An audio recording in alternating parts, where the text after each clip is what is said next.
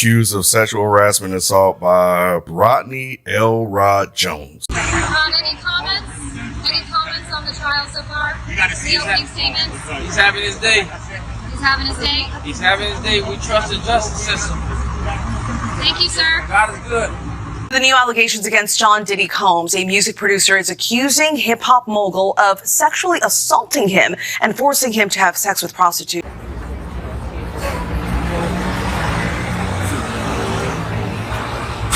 The music mogul who built an empire and became the celebrity everyone wanted to party with was hiding a terrifying secret behind his glamorous image. And this week, that truth finally started to unravel as Lil Rod took the stand and broke down. In tears while sharing disturbing claims of sexual assault against one of hip-hop's biggest icons, and what he revealed in that courtroom has left the entire industry in total shock. Behind closed doors, but as those whispers start to grow and get louder, you potentially could see greater civil litigation. They're saying in this case they want to fight it. Potentially we see a jury trial out of here, but this is based on sex trafficking allegations as well as claims that are criminal in nature. As in the lawsuit that he lived and traveled with Combs from September 2022 to November 2023, during which time he recorded hours of video and audio of Combs and staff and others engaged in serious illegal activity. Reads a lot like what we saw in the R. Kelly case in the EDNY, where they're talking about this being a criminal enterprise that's all feeding towards this one individual's depravity of wanting drugs and sex and rock and roll and everything in between, that everyone seemed to know and go out and facilitate what Sean Diddy Combs wanted. Even in part of these allegations or these complaints, they call his chief of staff the Ghislaine Maxwell to P. Diddy's Jeffrey Epstein, saying that this was a total sexual enterprise to feed into his desires. To raise $50,000 right to sue Puffy right for payment for music he produced. Right. That I guess he didn't have a contract for to get paid. They say he's credited on the album, but I think he's not getting like royalties from it.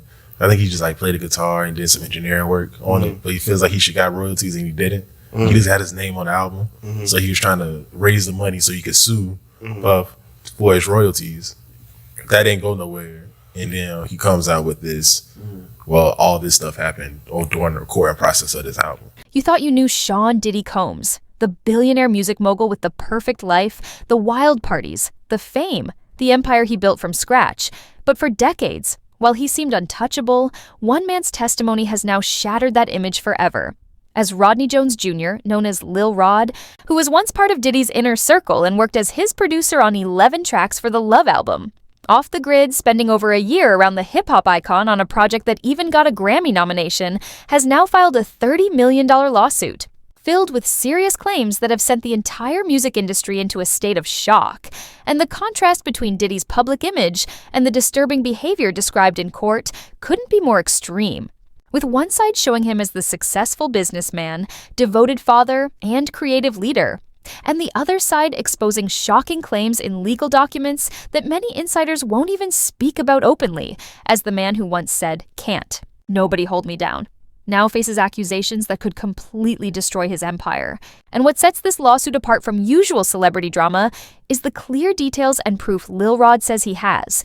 Not just general statements, but actual video footage of what happened while he was working closely with Diddy, making this not the story of an outsider speculating, but of someone who was in the studio, at the meetings, at the parties, seeing everything unfold up close. And the lawsuit doesn't describe random incidents, but instead shows what Lil Rod claims was a repeated pattern that lasted throughout his time with Diddy, suggesting a system that used power, money, and control to keep victims quiet.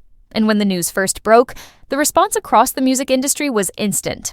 Artists who once begged to work with Diddy went quiet on social media, brands began pulling away, and former friends started talking to reporters in private, as the impact wasn't just about Diddy himself, but was shaking the whole foundation of the industry. And while the full list of claims is too long to cover in one moment, at the center are accusations that could forever change how people see Diddy, with legal documents stating he used his major influence in the music world to sexually assault several people. including Lil Rod, with descriptions of moments where chances at success were used to pressure people, where saying no wasn't seen as a real option, and where refusing could mean the end of your career, but even more shocking than the original. Court filing was what happened when Lil Rod got on the witness stand, where his deeply emotional testimony revealed even darker details than anyone had imagined, as he cried while sharing specific moments and named names, making the entire courtroom fall into silence.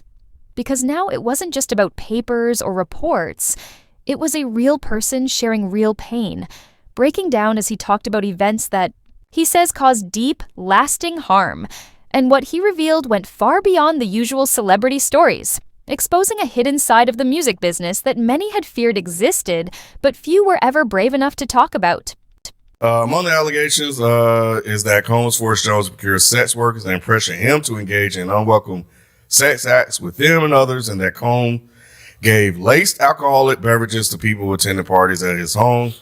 The lawsuit includes what it says are screenshots from gatherings hosted at Combs' homes that included underage girls and sex workers, some of who he said were provided drinks that had been laced with drugs at Combs' direction. I'm looking down at the 73-page complaint that was filed yesterday. In terms of allegations of celebrities, we're talking about Cuba Gooding Jr.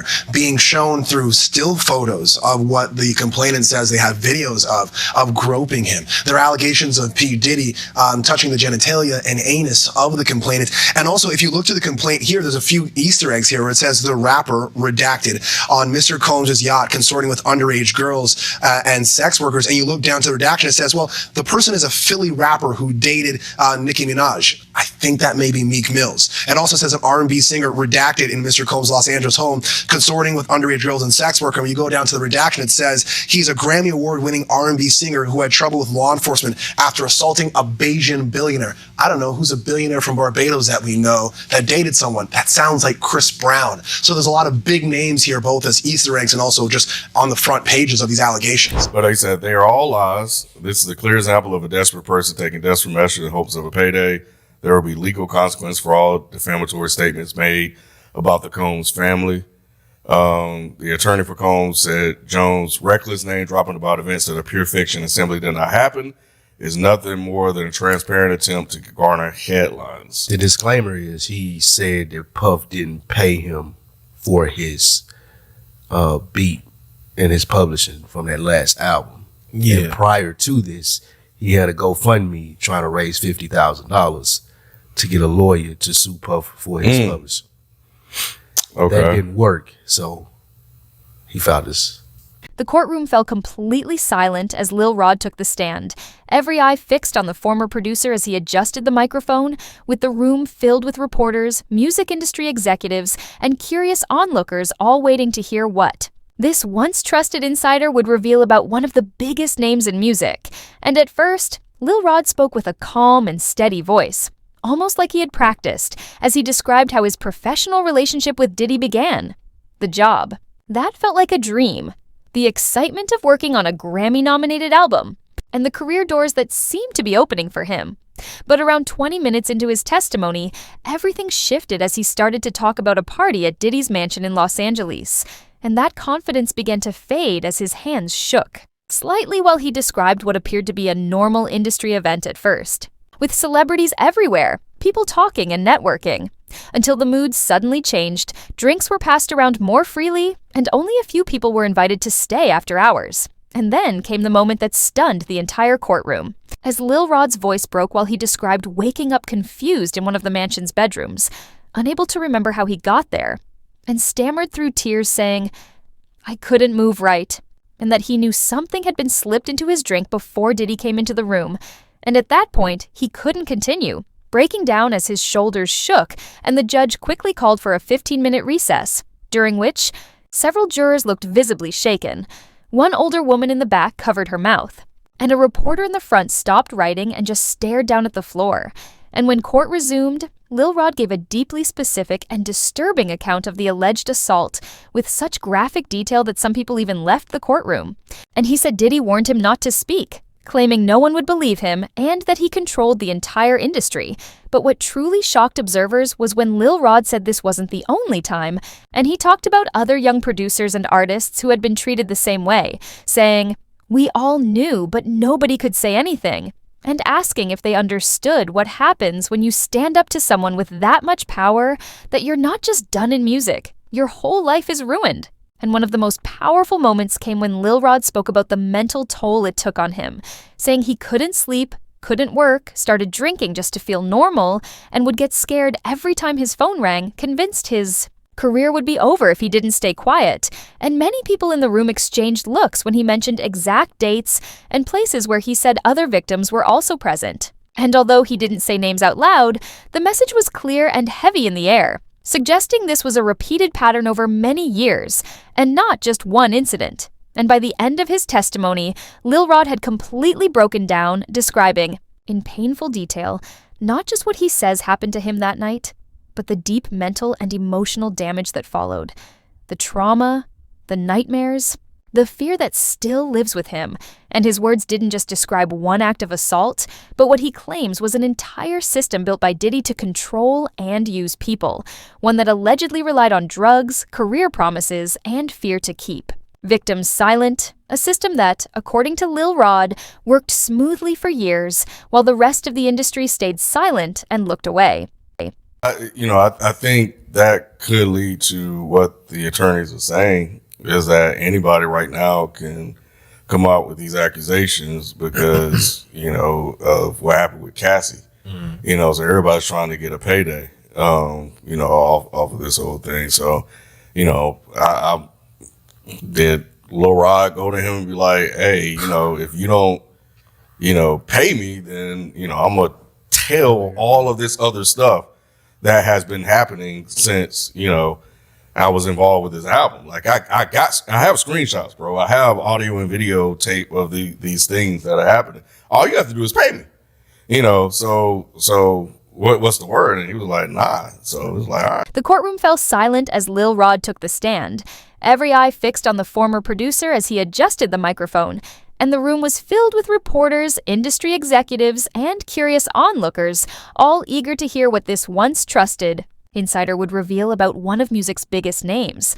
And at first, Lil Rod spoke with calm confidence, his voice steady and almost practiced as he talked about how his relationship with Diddy began, the job offer that felt like a dream, the excitement of working on a Grammy-nominated album, and the opportunities that seemed to be opening up for his career. But around 20 minutes into his testimony, something shifted as Lil Rod began describing a party at Diddy's mansion in Los Angeles, and that steady confidence began to fade as his hands trembled slightly while he talked about what started as a normal industry party with celebrities. Everywhere, people chatting and making connections, and everything appearing completely ordinary at first. But then he explained how drinks were being handed out, how the atmosphere of the party began to change, and how certain guests were asked to stay later while others left.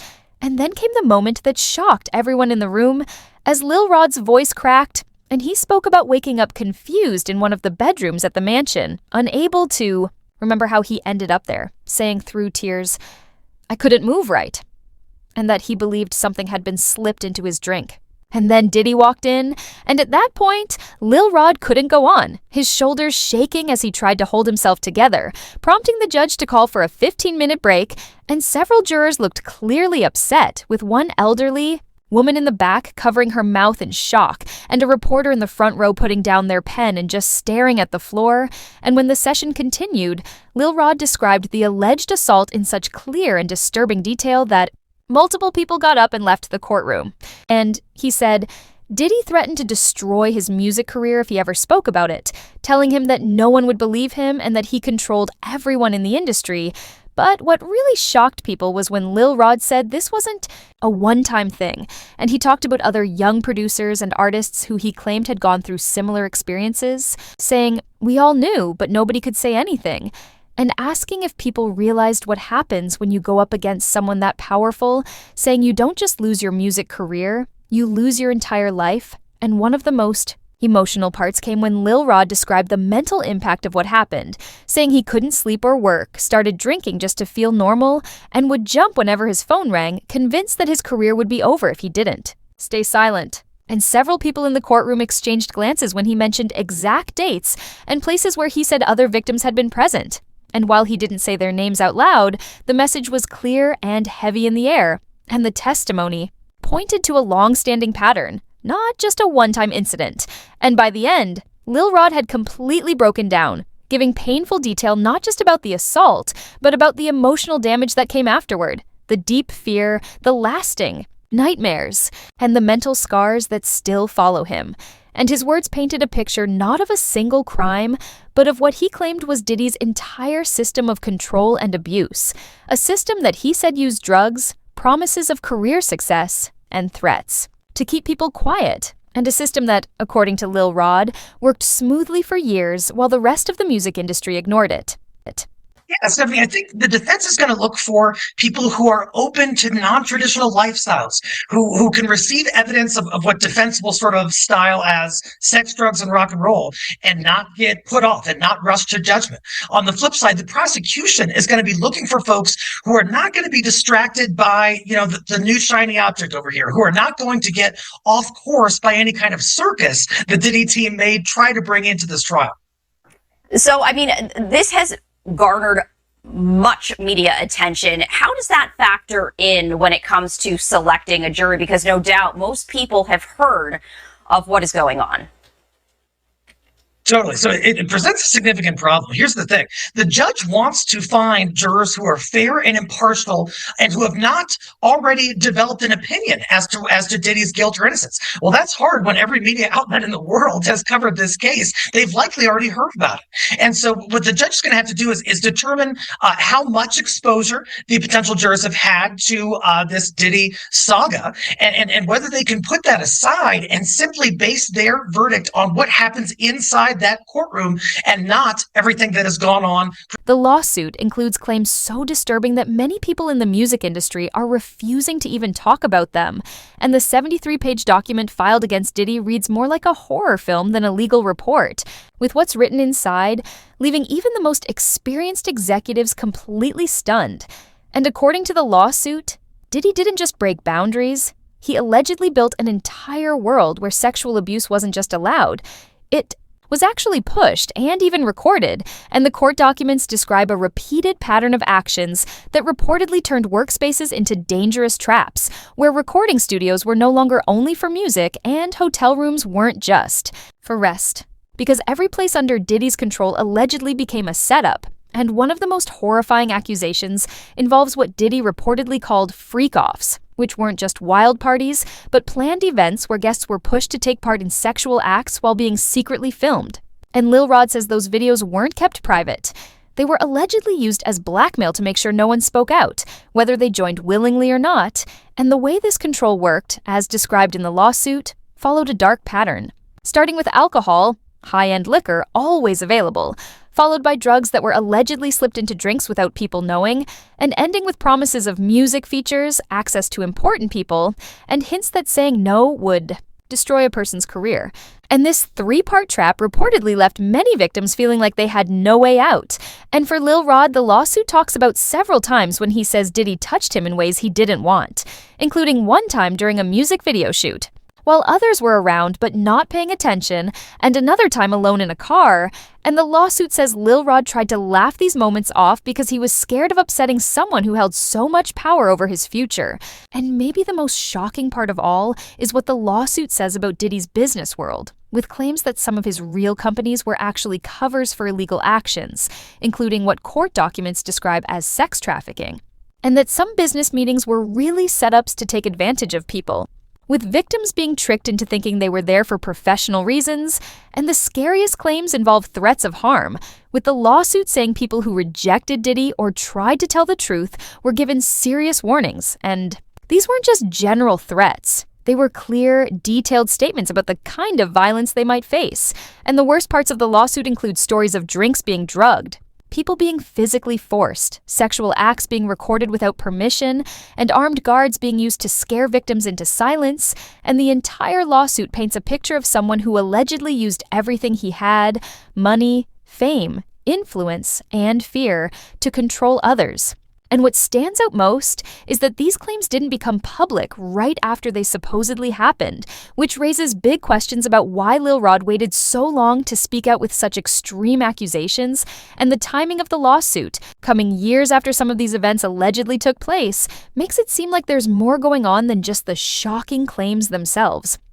Biggest privilege he has is a cellmate. Do we know who this cellmate is? Yes. The cellmate is a man named Sam Bankman-Fried. He's in federal prison for stealing billions of dollars via his cryptocurrency company called FTX. While they bunk together, they are both separated from Gen Pop. But then there was another juror that came on the stand, or potential juror, and this juror disclosed the information that they actually work at MDC Brooklyn.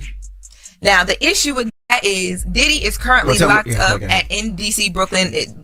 He's been housed there since September. So he could have got paid off. He could have got promised something, anything. You got Exactly. inside conversations. Exactly. So the issue with that, the obvious issue with that is what you guys just said. But the bigger problem that the judge had, and he took a minute to scold both sides, the prosecutors and Diddy's team, because he's like, y'all got to do better. How to get this far? Yeah, how did he get to the point where he's coming in front of the court and this is being put on record? Honestly, they are making him suffer. Poor guy's gonna have to shower by himself. In terms of clothing, he's allowed one tracksuit and one pair of sneakers. So I'm assuming he switches off between his jail suit and his own personal tracksuit. Okay, I mean, I get it. He's not allowed any access to TV or radio, but he is allowed to have a copy of the Bible and one book per week. Oh, okay. This might be good for him. Yeah, he needs the Bible. He has access to 300 minutes of phone time per week. That translates to an equivalent of 5 hours per week.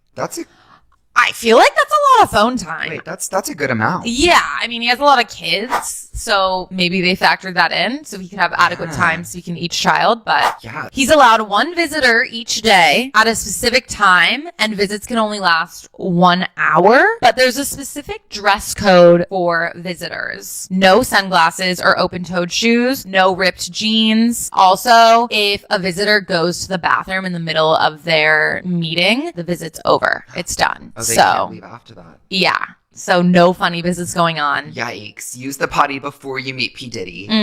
No pun intended. Children under the age of 4 must remain on a visitor's lap at all times. After years of staying quiet, what finally pushed Lil Rod to risk everything and speak out against one of the most powerful men in music? The timeline shows he worked closely with Diddy from early 2022 through late 2023, spending countless hours in studios, at parties, and on private trips.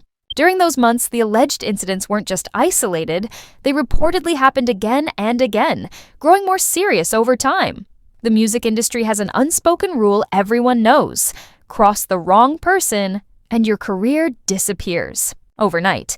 Diddy isn't just another executive, he's a major player with ties to every top label, streaming service, and radio station in the US. Sources close to Lil Rod say he saw what happened to people who lost Diddy's favor. Their songs vanished, calls stopped, and they were suddenly treated like ghosts. When Lil Rod tried to pull away after the alleged abuse, his professional life started falling apart. Projects collapsed, deals got canceled, and studio access vanished. The message was clear: staying close to Diddy was necessary to survive in the industry. When Lil Rod first told a friend he might speak out, he claimed strange things began happening. False alarms at home, suspicious login attempts on his social media, and cryptic texts from unknown numbers warning him to think twice. One night, he says a car followed him for miles after a studio session. These scare tactics worked, and he stayed quiet for months. Everything changed when he connected with other alleged victims. According to people familiar with the situation, he got a call from someone else who had worked closely with Diddy and shared a nearly identical story. Then another person reached out, and then another. That's when Lil Rod realized he wasn't alone. A pattern was emerging, and he was just one part of it. The final turning point came after a music event where Diddy allegedly approached him like nothing had ever happened, even suggesting they take another private trip together. That night, Lil Rod called a lawyer. He couldn't keep pretending. The weight of the secrets had become too much. Building the lawsuit wasn't easy or fast. Lil Rod built a support system of trusted friends, family outside the industry, and mental health experts to prepare him for what was coming. His legal team spent months collecting evidence, interviewing witnesses, and bracing for backlash. So, why did he wait so long? He says fear held him back. Fear of losing his career, being physically harmed, and getting blacklisted. The music industry isn't just Diddy's playground, it's his empire. Speaking out meant risking everything he had worked for, but realizing he wasn't the only one gave him the courage to move forward. Diddy's side hasn't stayed quiet. They've fired back hard, preparing for a nasty legal war that could pull back the curtain on the industry's darkest secrets. Just hours after the lawsuit went public, Diddy's legal team released a statement to every major news outlet, calling the claims pure lies from a bitter ex-employee chasing money. Their defense is clear.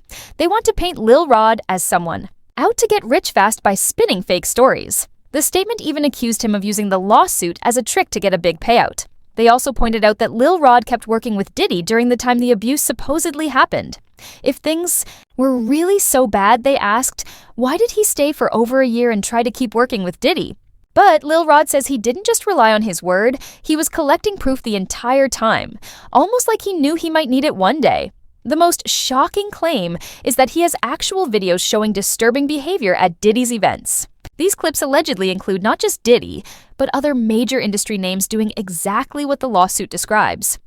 On top of the videos, Lil Rod says he kept hundreds of text messages between him, Diddy, and Diddy's crew. These messages allegedly include threats, sexual remarks, and discussions about the parties called freak-offs. His lawyers claim the messages line up with his story and show how the abuse got worse over time. There are also emails and calendar, invites for meetings that reportedly turned into something far from professional. These digital records could become key in proving his claims. Maybe the most damaging thing for Diddy is that Lil Rod's team says 5 more witnesses are ready to testify. Their names are being kept secret for now, but they allegedly either saw or went through the same kind of treatment from Diddy. If multiple people tell the same story, it could make Lil Rod's case much stronger. Diddy's team isn't just denying the claims, they're going after Lil Rod directly. They've filed legal actions questioning his honesty, brought up past money issues with others in the industry, and even dug up old social media posts, where Lil Rod publicly praised Diddy. They're saying his career struggles are the real reason for the lawsuit, but both sides have major challenges. For Lil Rod, proving abuse from years ago won't be easy. For Diddy, the detailed claims and possible evidence make it hard to get the case thrown out quickly. Everything will come down to whether Lil Rod's proof, the videos, messages, emails, and witnesses holds up. If it does, Diddy could face much more than a lawsuit. He could be hit with criminal charges, and others might come forward too. Everything Diddy has built, his image, his companies, even his freedom, could be at risk. This case isn't just about Diddy and Lil Rod anymore. The entire music world is watching closely. What started as one lawsuit may be cracking open secrets that powerful people wanted hidden. Insiders are whispering that Lil Rod's claims could pull back the curtain on a much bigger system of abuse that's been in plain sight for decades. The fear is real. Phones are going unanswered, private jets are flying to unknown places, and PR teams are writing statements for stars who haven't even been named yet. Why? Because the lawsuit doesn't just blame Diddy. It suggests that other famous artists and executives were at these parties and saw what happened. The documents even name some of these people, though their names are still sealed for now. Industry lawyers are reportedly working nonstop to protect their clients' names from coming out. This isn't just about public shame, it's about legal danger. If what Lil Rod says is true, Diddy's empire is on shaky ground. Bad Boy Records, the label that launched legends like Biggie and Faith Evans, is losing value fast. His clothing brand, once worth hundreds of millions, is seeing stores pull out. His liquor deals with Ciroc and De Leon are under review by Diageo, their parent company. Everything he built over 30 years could collapse in months. The impact is already showing. Some radio stations have stopped playing his songs, and while streaming services haven't made public moves, insiders say his music is being pulled from playlists. Brands that used to chase him are now deleting posts with his face. Diddy is being erased before he even steps into court. What's really scaring the industry is what might come next. Lil Rod's lawsuit could lead to more victims coming forward, not just against Diddy, but against others too. For years, the music industry has protected the powerful and silenced the vulnerable. That system is now being questioned in a very public way. This case shows how power can be used to keep people quiet. When someone controls your fame and future, it becomes almost impossible to say no. That same dynamic has fueled abuse in the entertainment world for generations. If these claims are proven true, Diddy's downfall could be total. Beyond criminal charges, his billion-dollar deals could vanish overnight. His song catalog, usually a moneymaker, could become worthless. Even his charity foundation might shut down. His image as a creative genius and business leader would be replaced by something far darker. As this lawsuit continues, many believe it's just the start of a bigger storm for the music business. The question now isn't just whether Diddy will face consequences. It's how many others might fall with him.